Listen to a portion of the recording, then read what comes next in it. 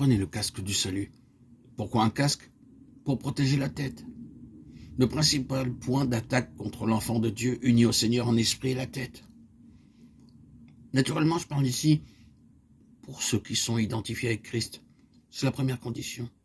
Ceux qui sont à Christ ont crucifié la chair avec ses passions et ses convoitises. Galates 5:4. Nous ne parlons pas ici de ce domaine-là, mais de la guerre spirituelle dans les lieux célestes. Ici, le point vulnérable pour l'attaque est la tête. Cette partie de l'armure que vous devez donc prendre continuellement. Et le casque qui doit vous couvrir la tête. Qu'est-ce le casque du salut? Le salut de votre tête, aussi bien que le salut de votre cœur. Psaume 148. Votre tête est-elle sauvée? Est-elle sauvée de votre propre manière de penser, de vos propres projets et de votre propre volonté?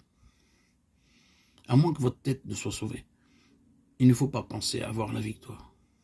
Je veux parler de la victoire agressive remportée pour l'Église de Christ.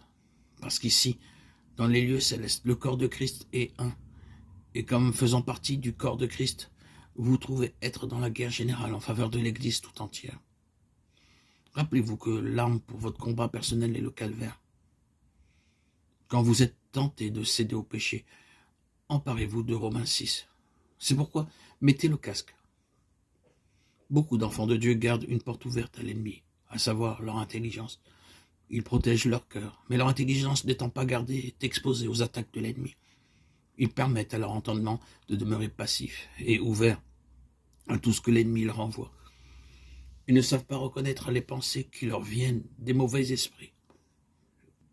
Les pensées désobligeantes, l'esprit de critique et de jugement viennent des esprits malins et ne sont pas vôtres, si, du moins, ne viennent pas de votre cœur et d'un choix délibéré de votre volonté.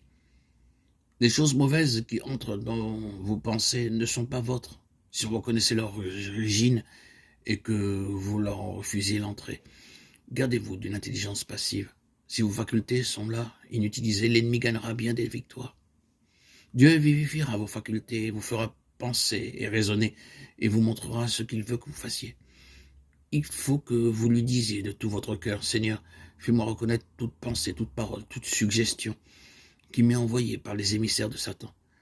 Faites ceci et dès l'instant où vous les reconnaissez, fermez-leur la porte. Prenez le casque et prenez l'épée. Quand l'intelligence est protégée par le casque, alors vous pouvez vous servir de l'épée de l'esprit pour vous frayer un chemin à travers l'oppression de l'air. Ensuite, il faut vous servir du bouclier, prendre le bouclier pour éteindre les dards enflammés.